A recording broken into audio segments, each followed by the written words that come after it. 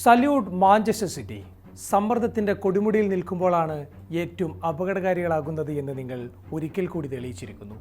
Premier League ഒരു car race ആണെങ്കിൽ നമ്മളിപ്പോൾ അവസാന ലാപ്പിലെ വളവുകളിലാണ്. മുന്നേ ഓടിത്തുടങ്ങിയ ഗണ്ണേഴ്സ് തളർന്നു തുടങ്ങിയിരിക്കുന്നു. എന്നാൽ ഒരു വേള എല്ലാവരും തള്ളിക്കളഞ്ഞ കാറും കൊണ്ട് പെപ് ഗാർഡിയോള അടിച്ചു കയറി വരികയാണ്. ഗണ്ണേഴ്സിൻ്റെ മിററിൽ നോക്കിയാൽ അവരെ നെഞ്ചിടിപ്പിച്ചുകൊണ്ട് സിറ്റിയുടെ നീല നിറം കാണുന്നുണ്ടാകും. ഒരു മില്ലി സെക്കൻഡിൻ്റെ വ്യത്യാസത്തിൽ അവർ പിന്നിലുണ്ട്. ഒന്ന് പാളിയാൽ ഏത് സമയവും അവർ മറികടന്നേക്കാം. Yes, the final race is on. Arsenal ആരാധകരും മിക്കേൽ ആർട്ടേറ്റയും കിരീട സ്വപ്നം കണ്ട് ഉറങ്ങിയ രാത്രികളിൽ പെപ് ഉറക്കമില്ലാതെ മറുപ്ലാൻ തയ്യാറാക്കുകയായിരുന്നു, ഒരു വേട്ടക്കാരൻ്റെ കുശാഗ്ര ബുദ്ധിയോടെ. ഓ ഗണ്ണേഴ്സ്, നിങ്ങൾ എന്താണ് ചെയ്യുന്നത്? നിങ്ങളുടെ ആരാധകർ മാത്രമല്ല, ഫുട്ബോൾ പ്രേമികളെല്ലാം ഒരേ സ്വരത്തിൽ നിങ്ങളോട് ചോദിക്കുന്നത് ഈ ചോദ്യം മാത്രമാണ്. ഇത്രയും എത്തിയിട്ട് വീണുപോയാൽ നിങ്ങളെ വിളിക്കാൻ പുതിയ പേരുകൾ കണ്ടെത്തേണ്ടി വരും. ഇന്നലെ എത്തിഹാദിൽ കണ്ടത് ചരിത്രത്തിൻ്റെ മറ്റൊരു ആവർത്തനം മാത്രമായിരുന്നു. വലിയ പ്രതീക്ഷകൾ നൽകിയ ഒരു സീസൺ അവസാനത്തോടെടുക്കുമ്പോൾ നിങ്ങൾ ഓരോന്നോരോന്നായി അടിയറു വെക്കുകയാണ് ഗണ്ണേഴ്സ്. സതാംപ്ടനോട് തോറ്റ് FA കപ്പിൽ നിന്ന് പുറത്തായപ്പോൾ നിങ്ങൾ പറഞ്ഞത് സാരമില്ല, നമുക്ക് പ്രീമിയർ ലീഗ് ഉണ്ടല്ലോ എന്നാണ്. മാഞ്ചസ്റ്റർ സിറ്റിയോട് കരബോ കപ്പ് ഫൈനലിൽ വീണപ്പോഴും നിങ്ങൾ സ്വയം ആശ്വസിച്ചു. പക്ഷേ ഏപ്രിലിലെ ആ ബോൺമൗത്ത് ദുരന്തം, 12 പോയിന്റ് ലീഡ് നേടാനുള്ള അവസരം നിങ്ങൾ വലിച്ചെറിഞ്ഞപ്പോഴേ കൗണ്ട് ഡൗൺ തുടങ്ങിയിരുന്നു. എങ്കിലും സിറ്റിയെ മറിച്ചിടാമെന്നൊരു വിശ്വാസം എവിടെയോ ഉണ്ടായിരുന്നു. അതും അവസാനിച്ചിരിക്കുന്നു. കഴിഞ്ഞ 6 മത്സരങ്ങളിൽ ഒരേ ഒരു വിജയം മാത്രം. ആഴ്സണൽ ആരാധകർ ഇപ്പോൾ മൈതാനത്തേക്ക് നോക്കുന്നത് പ്രതീക്ഷയോടെയല്ല, മറിച്ച് നെഞ്ചിടിപ്പോടെയാണ്. ഇനി എന്ത് അബദ്ധമാണ് സംഭവിക്കുക എന്ന ചോദ്യം എവിടെ ബാക്കിയുണ്ട്. ഗാലറികളിൽ തലയിൽ കൈവച്ചിരിക്കുന്ന പ്രായം ചെന്ന ആരാധകരെ നോക്കൂ. 22 വർഷമായുള്ള അവരുടെ കാത്തിരിപ്പ് ഇനിയും നീളുകയാണ്. എത്തിഹാദ് സ്റ്റേഡിയം ഒരു അഗ്നിപർവ്വതം പോലെ തിളച്ചുമറിഞ്ഞ ദിവസമായിരുന്നു ഇന്നലെ. കളി തുടങ്ങിയ ആദ്യ നിമിഷങ്ങൾക്കുള്ളിൽ തന്നെ ആഴ്സണൽ ആരാധകരുടെ ശ്വാസമെല്ലാം നിലച്ചുപോയതാണ്. ഡേവിഡ് റയയുടെ കാലിൽ നിന്നും പന്ത് നൂർന്നതേയുള്ളൂ.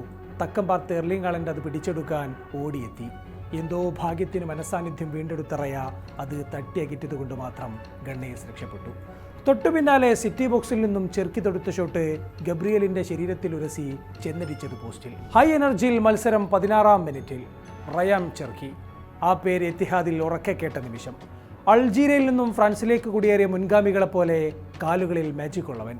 ആഴ്സണൽ പ്രതിരോധത്തെ വെറും കളിപ്പാകളെപ്പോലെ വെട്ടിച്ചാണ് അയാൾ പന്ത് വലയിലാക്കിയത്. ഗബ്രിയലിനെയും ഹിൻകാപ്രിയെയും ഒരു കാറ്റുപോലെയാണ് അയാൾ കടന്നുപോയത്. പക്ഷേ ഗണ്ണേഴ്സ് തോറ്റുകൊടുക്കാൻ തയ്യാറായിരുന്നില്ല. വെറും 30 സെക്കൻഡുകൾ. ഒരു മത്സരം കുറച്ചു കളിച്ച സിറ്റി 3 പോയിന്റ് മാത്രം പിന്നിലെന്ന് സ്ക്രീനിൽ തെളിഞ്ഞതേ ഉണ്ടായിരുന്നുള്ളൂ. നിമിഷ നേരം കൊണ്ട് ആ 3 പോയിന്റ് 6 മാറി. എന്തു വന്നാലും കുലുങ്ങാത്ത ഡോണരൂമക്ക് കണക്കുകൂട്ടലുകൾ തെറ്റിയപ്പോൾ ഹാവർഡ്സ് അത് കൃത്യമായി വലയിലേക്ക് തൊടുത്തു. 100 സെക്കൻഡുകൾക്കുള്ളിൽ ആഴ്സണൽ അതിഗംഭീരമായി തിരിച്ചു വന്ന നേരം. പെപ് ഗാർഡിയോള ബോട്ടിൽ തുറന്ന് വെള്ളം കുടിക്കുമ്പോൾ മിക്കേൽ ആർട്ടേറ്റ ആനന്ദ നൃത്തം ചവിട്ടി. സിറ്റി താരങ്ങളെ വളഞ്ഞിട്ട് പിടിക്കുക തന്നെയായിരുന്നു ഗണേശിന്റെ പ്ലാൻ. സിറ്റി താരങ്ങൾ പന്ത് സ്വീകരിക്കുന്നതിന് മുമ്പ് തന്നെ ആഴ്സണൽ അവരെ വളഞ്ഞു. എതിരാളികൾ ഹൈ പ്രസിംഗ് ചെയ്യുമെന്ന് പെപ്പിനെ അറിയാമായിരുന്നു. അതിനാൽ ചെറിയ പാസുകൾക്ക് പകരം എർലിംഗ് ഹാലൻഡിന്റെ കായിക ബലത്തെ ലക്ഷ്യം വെച്ച് ലോങ് ബോളുകൾ നൽകാൻ കൂടി പെപ്പിന് പ്ലാൻ ഉണ്ടായിരുന്നു. മറുവശത്ത് ഗണ്ണേഴ്സ് പന്ത് കിട്ടിയാലുടൻ അതിവേഗ മുന്നേറ്റങ്ങൾക്കാൻ ശ്രമിച്ചത്. വിംഗർമാരുടെ വേഗത ഉപയോഗിച്ച് സിറ്റിയുടെ പ്രതിരോധത്തിന് പിന്നിലെ വിടവുകൾ അവർ കണ്ടെത്തി. മത്സരത്തിൽ ഏറ്റവും ഹീറ്റഡായ പോരാട്ടം നടന്നത് ഗബ്രിയേലും എർലിംഗ് ഹാലൻഡും തമ്മിലാണ്. ഗബ്രിയേൽ ഒരു ഷാഡോ പോലെ ഹാലൻഡിനെ പിന്തുടർന്നുകൊണ്ടേയിരുന്നു. പലതവണ പ്രകോപിപ്പിക്കാനും നോക്കി. പോയ സീസണിലടക്കം ഗബ്രിയേൽ വിദഗ്ധമായി ഹാലൻഡിനെ പൂട്ടിയതുമാണ്. പക്ഷേ ഇക്കുറി ഒരു അവസരം ഹാലൻഡും കാത്തിരിക്കുകയായിരുന്നു. മത്സരം 1-1 എന്ന നിലയിൽ നിൽക്കവെയാണ് ആ നിർണായക നിമിഷം വന്നത്. ഒരു സമനിലയെങ്കിലും മതിയെന്ന് ഗണ്ണേഴ്സ് ചിന്തിച്ചു തുടങ്ങിയ നേരം. പക്ഷേ സിറ്റിയുടെ ഒരു കൗണ്ടർ അറ്റാക്കിനിടയിൽ ഹാലൻഡിനെ മാർക്ക് ചെയ്യുന്നതിൽ ഗബ്രിയേലിന് സെക്കൻഡുകളുടെ പാളിച്ച പറ്റി. നീക്കോ ഒറേലി നൽകിയ പാസിലേക്ക് കുതിക്കാൻ ഗബ്രിയേലിനേക്കാൾ വേഗത ഹാലൻഡ് കാണിച്ചു. ആ ചെറിയ അബദ്ധത്തിന് ഗബ്രിയേലിന് കിട്ടിയത് വലിയ ശിക്ഷയാണ്. ഹാലൻഡ് പന്ത് വലയിലേക്ക് തൊടുത്തു. ഗണ്ണേഴ്സിന്റെ ചോര തെറിച്ച നിമിഷം.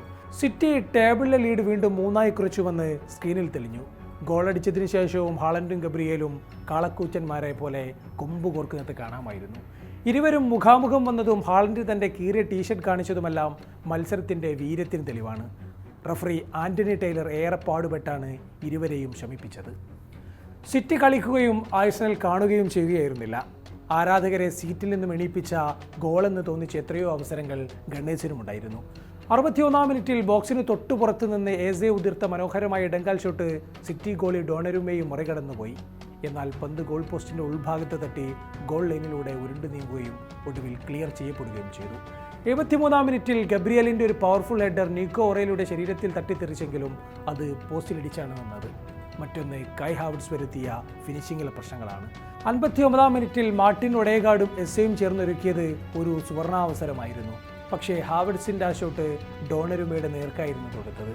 കളിയുടെ അവസാന സെക്കൻഡിൽ ലിയാൻഡ്രോ ട്രൊസാർഡ് നൽകി അളന്നു മുറിച്ച ക്രോസ് ഹാവർട്സിന് ഹെഡ് ചെയ്യാൻ പാകത്തിലായിരുന്നു വീണത്. പക്ഷേ ആ ഹെഡറും ബാറിന് മുകളിലൂടെ പറന്നുപോയി. ആർട്ടേറ്റ നിരാശയോടെ മൈതാനത്ത് മുട്ടുകുത്തി നിന്ന നേരം. സിറ്റി നിരയിൽ പറയേണ്ട ഒരാൾ നീക്കോ ഒറേലിയാണ്. What a performance! ആക്രമണത്തിൽ മാത്രമല്ല പ്രതിരോധത്തിലും ഒറേലി തിളങ്ങി. ആഴ്സണലിന്റെ വിംഗർമാരെ പൂട്ടുന്നതിൽ അദ്ദേഹം വലിയ പങ്ക് വഹിച്ചു. പേപ്പറിൽ ഒരു ലെഫ്റ്റ് ബാക്ക് ആയിട്ടാണ് ഒറേലി കളി തുടങ്ങിയതെങ്കിലും പന്ത് സിറ്റിയുടെ പക്കൽ എത്തുമ്പോഴെല്ലാം അദ്ദേഹം മധ്യനിരയിലേക്ക് കയറി റോഡ്രിക്കൊപ്പം ഒരു ഡബിൾ പിവറ്റായി മാറി. ഇത് ആഴ്സണലിന്റെ പ്രസ്സിംഗ് തകർക്കുന്നതിൽ നിർണായകമായി. വിജയ് ഗോളിന്റെ അസിസ്റ്റും 92% പാസ് കൃത്യതയും അടക്കം തല ഉയർത്തിയാണ് ഒറേലി മത്സരം അവസാനിപ്പിച്ചത്. ബെർണാഡോ സിൽവ, റോഡ്രി തുടങ്ങിയ അധികായരും പിൻനിരയിൽ കുസനവുമെല്ലാം വൃത്തിക്ക് തന്നെ പണിയെടുത്തു. മത്സരത്തിൽ ഗണ്ണേഴ്സ് താരങ്ങളെക്കാൾ മെന്റാലിറ്റിയിലും മുന്നിൽ സിറ്റി താരങ്ങൾ തന്നെയായിരുന്നു. അപ്പോൾ ഇനിയുള്ളത് ഫിനിഷിംഗ് പോയിന്റാണ്. പലതവണ വീണ ചരിത്രത്തെ മാറ്റിവെച്ച് ഗണ്ണേഴ്സ് കിരീടം തങ്ങളുടേതാണെന്ന് പ്രഖ്യാപിക്കുമോ? അതോ പെപ്പ് ഒരിക്കൽ കൂടി പ്രീമിയർ ലീഗിനെ ആകാശ നീലിമയിൽ മുക്കുമോ? കാത്തിരിക്കാം.